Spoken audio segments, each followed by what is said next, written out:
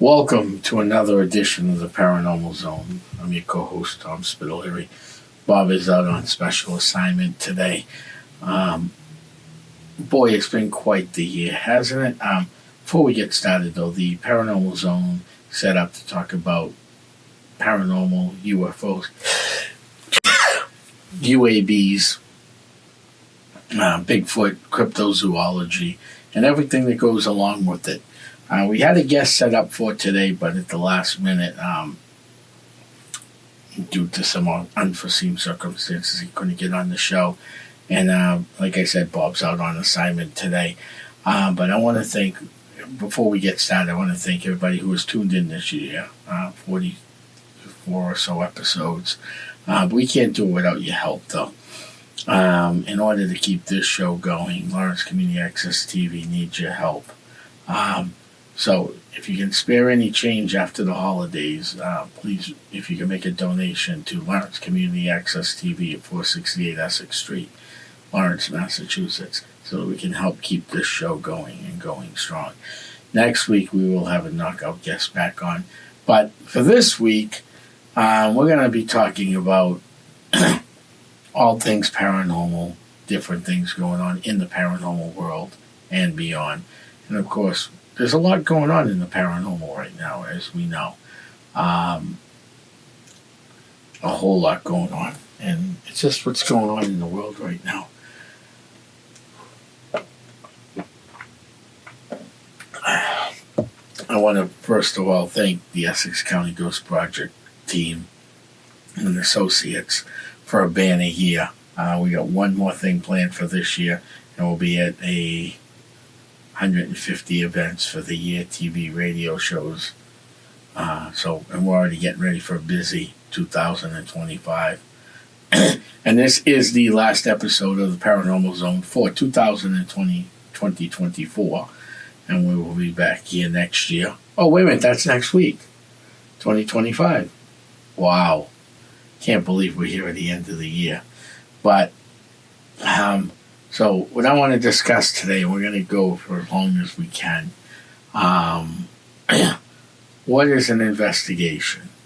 And what happens on one? And how do you know if you have the right team and not come into your house? Well, first of all, we got to look at the investigation. So how's it start? It starts by a simple phone call. You call a team, whether it's Essex County, whether it's Blue Moon, it doesn't matter. You call your team in. The team will pick up the phone, they'll get your name, contact information, and you give them all the pertinent things that are going on in the house. And please, that's the most important thing. Do not forget. If you have to write things down before you call a team in, that's your best bet. That way you don't, especially if it gets a little scary or it's a little hectic, you don't want to mix up things. So make sure you write everything down. So then you contact, the team will ask you a whole bunch of questions. They'll set up the time. They'll get the rest of the team together. And they'll come out and they'll investigate your place, or business, or house, or work, or whatever it is. And the way that is done, then if it's me, I will go in there and start asking you a whole bunch of questions like, how old's the house? How long you been living in the house for? How long has the activity been going on for? That's the stuff we would ask. So we get that information, write it down, compile it together.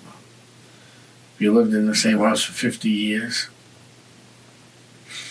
and 45 of them, or 44 of them, were great, with no paranormal issues, what happened in the last 4 years that could have caused this? Besides a shift in the atmosphere, a shift in space, a shift in time. Could be a lot of things. Did you bring anything into the house that you might have picked up at a yard sale or a second-hand store?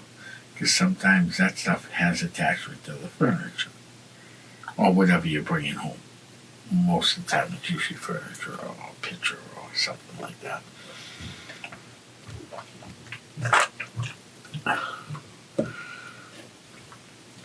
So the next thing to look at is, okay, did you do any digging in the land? Because even though the house might be 200 years old, it could be 30 years old, it could be 5 years old. You don't know what was on the land prior to the house being built there, or what was on the land around it prior to the development going in around you. So we look over the land. We look it over carefully. We look over the into your basement, into the house. We actually do research. We actually investigate and look into what's going on out there. Because we really don't know what's going on out there yet until we just go by what the client has to say. So we go out, we look around. Bill would take the readings with all the gauges and equipment. We have psychics that will go around and do their job. And we have the investigators that will go around and ask the questions, get the tape recordings, get the pictures, the video camera work, and all that other stuff to see if by any stretch that we catch anything that you, the client, is telling us that's going on. So we spend a lot of time doing that. Cases aren't done in an hour or less. That's good for TV, but that's not the reality of it. Some cases will go back 2 and 3 times just to help those people out, especially if it's an active place. If it's an active place, you may not get everything out of there on the first try. You have to go back a second time. Try again. So that's the next thing you do, is now go in there and try to figure out what's there by investigating, asking questions, getting your EVPs, getting your pictures taken, and anything else that we do have in our toolbox to help out the client. Flare thermal imager, and just a whole bunch of things like that that will actually help us help you, the client, out. And then we go through everything and we check for electrical, because high electromagnetic fields can actually cause you fear and everything else. So you don't know what you're going to end up dealing with till you get into that house. We start checking it up and down thoroughly. We don't let one curve go unturned, because around that next bend might be the answer to the whole problem. So that's the next thing that we do, or any good team would do, is get that done. The next thing after that is the psychics will also be doing a walkthrough and see if they pick anything up. The tech team is doing a walkthrough, because if they pick something up, they get it out of,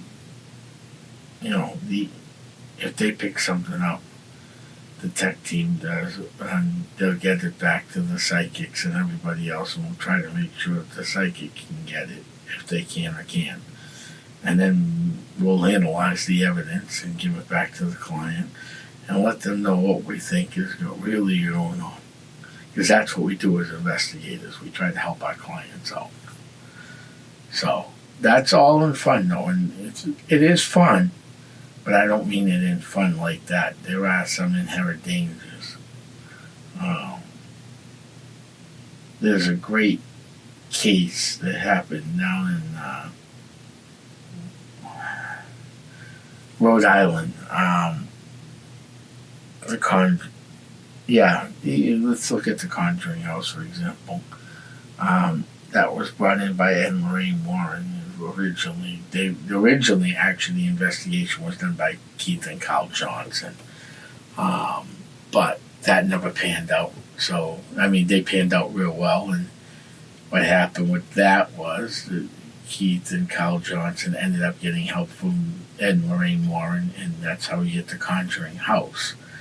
And in that house, there was a lot of stuff going on. You needed a full-blown tech team and everything else. And even after the Warrens left, the Johnsons still continued to work with the family to make sure that they were going to be safe, because that is one heck of a house. So our job is to make sure when we leave that you, the client, it feels a little better, and that's what we try to do. We don't always have the answer right away. The team says they always have the answer right away, then you better check them at the door, because there's no way they can have all that information.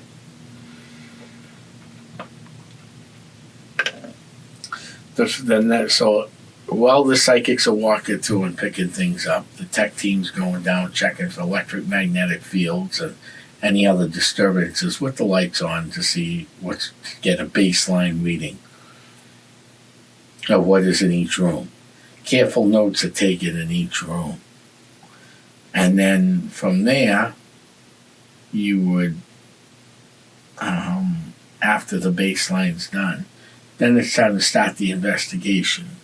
Cameras already in place, you turn them on, you do this, you do that, you get everything ready. Then you go lights out totally. And then you use those notes while you're in the building investigating with the lights out. You use those notes. A lot of those notes would actually help you out and help figure out where this case can go. We've had cases where people go, I didn't want to call you in, Tom, because you're so far away, 40 minutes away. We had a demon. We believe there's a demon in this house. According to the last team that was in there, they told us there was a demon in the house and they covered it. I said, what'd they cover it with? Oh, they put the couch over the demon. Okay. We're going to remove the couch. We'll put it back over it when it's all said and done. We moved the couch. There was no demon. The doll wasn't even possessed. Was it ugly? Yeah, you could consider it an ugly-looking doll. Was it demonic? No. So, you don't know what you're going to find when you get into these houses. They could say the bathing suit was fine, and then later on it gets, thrown over a guy. So, you don't know what to expect when we go into these homes. We do the best we can.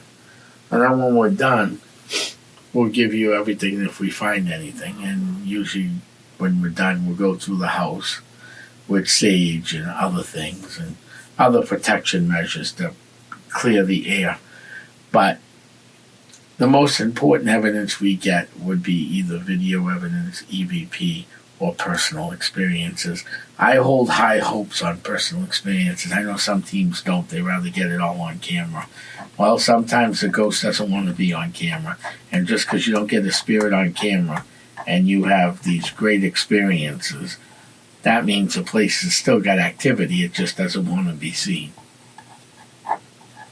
So that's why I keep personal experience as one of my favorite things, because when you see these things for the first time, you go, yeah.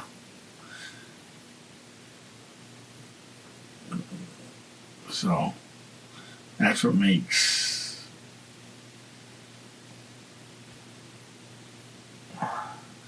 this whole situation of the paranormal fascinating to me. No house is the same. We go into each house differently, different mindset. Always with an open mind. It's very important to go in with an open mind. And see what's out there. Because none of us really know what's out there. I hate to diverse back into this, but we talk about, haunted houses, haunted lighthouses, haunted buildings, haunted shows so bad that they were haunted that they were made into movies.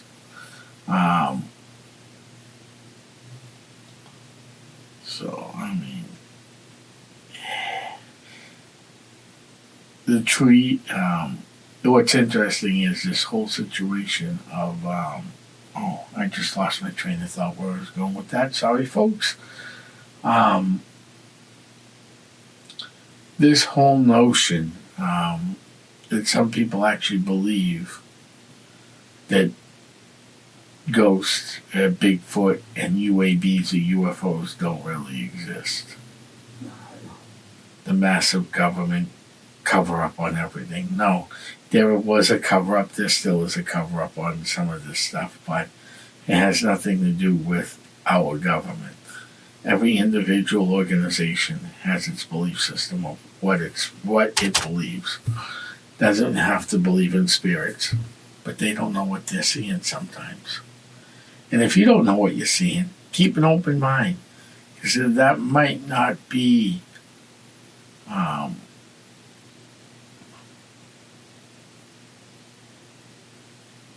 they were where I go. I lost my brain here. I wasn't prepared to really do a show tonight, so this is off the cuff, folks.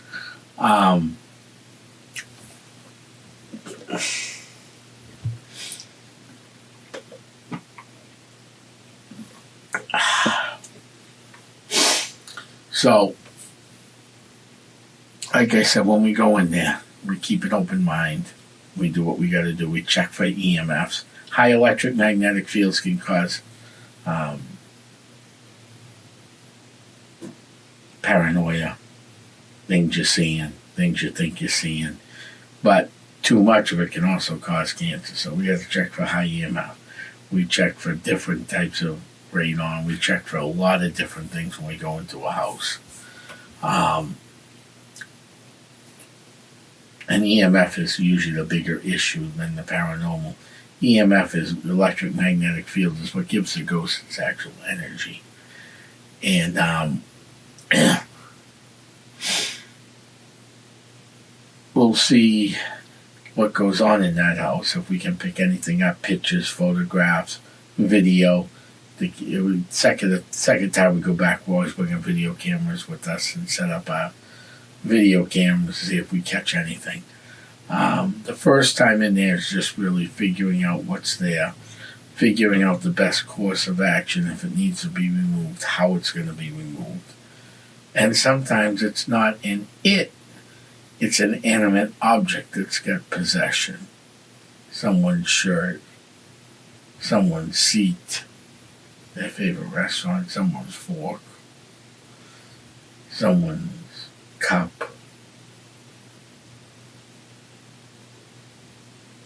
So,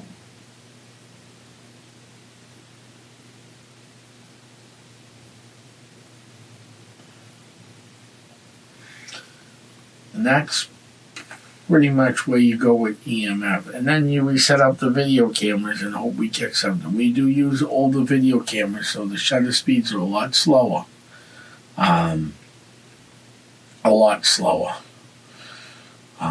So there's a better chance of catching something than with the newer equipment.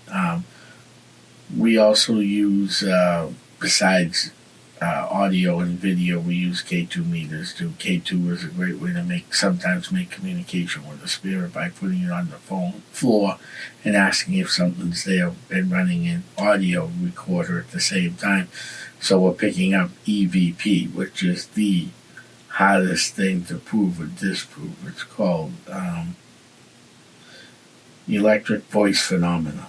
So that's what we do with the EVPs. It's very interesting, and sometimes we get some great EVPs and sometimes we don't. And that's what makes this field even more interesting.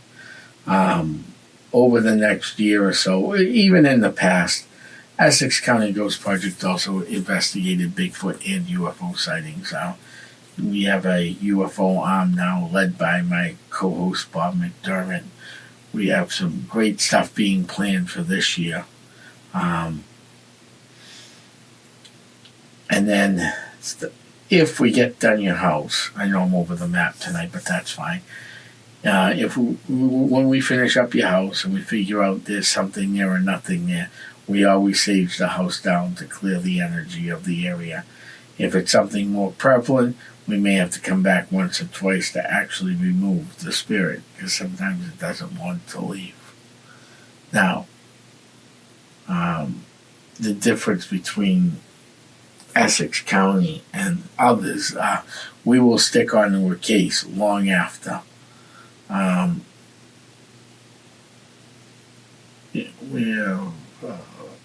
We've always had that issue.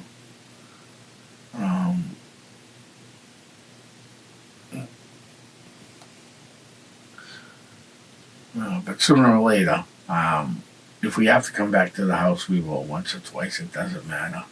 But we will come back and do what we have to do to figure out what's going on in your house. There's times during COVID, we went to one house in Western Massachusetts 7 or 8 times just to help this poor guy. And sometimes it was he needed help with the paranormal, and other times he just needed someone to talk to and understand him what was going on in his house, because he was scared. And being scared is not an easy thing to do or be, because you want to always be strong. You want to try to be able to live for your neighbors and help your neighbors out.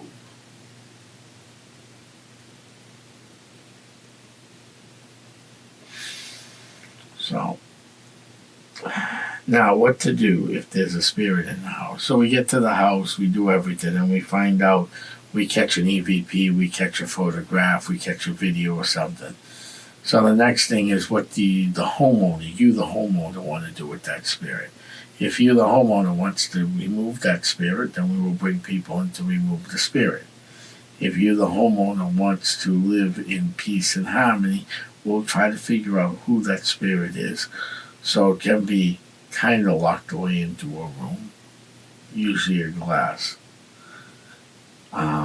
And that'll keep the energy at bay, and then you can actually do your homework to realize what was going on.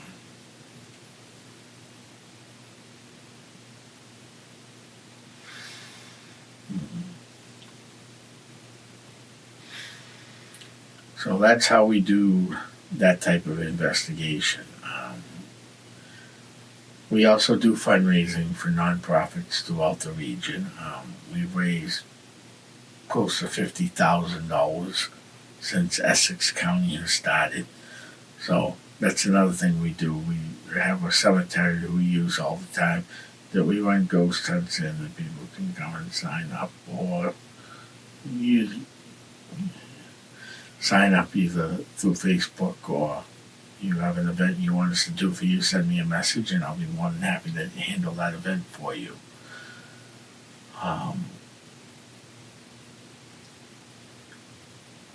But today's show is going to be shortened because I have to get ready for another show tonight. And with the guests not coming on, we weren't really ready, but I wanted to put something together for the end of the year.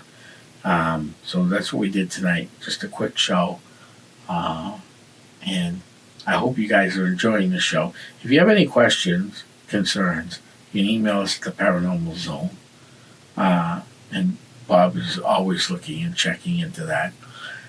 If you like the Paranormal Zone and you really want to continue listening in, please think about sending a donation to Lawrence Community Access TV. We have no more funds coming in at this point, and that's where this show's being broadcasted out of. So we need your help to keep this show going. I know I have a lot of followers from around the world, so if you can do that, great. Any little help, 1 penny will help. 20 cents will help. Anything grateful you can do will help. I want to thank everybody who has tuned in this year. And I want to thank everybody who's tuned in this year to the show. We have some great shows coming up at the beginning of 2025. And we'll go on and continue running our shows weekly, just like we've been. Even tonight's show, we got through it. It's a shortened show version, but it's been a very long year. So I just want to thank everybody who's tuned in and listened to this show. I want to thank everybody who's helped out Essex County again this year. I want to thank my co-host Bob for re-energizing myself and Essex County and re-energizing us into the UFO field. We have a lot of great things being planned this year that will help out. I want to thank all the people who have helped sponsor these shows. I want to thank all our guests. We've had a great show of guests on. Our first show actually was with the legendary Carl Johnson. So, Carl, I want to wish you a Happy New Year. I want to wish Sheila Renee Broadway a Happy New Year. Anybody else that was listening in tonight, I want to wish you guys a happy, exciting new year coming up. I want to thank you all. And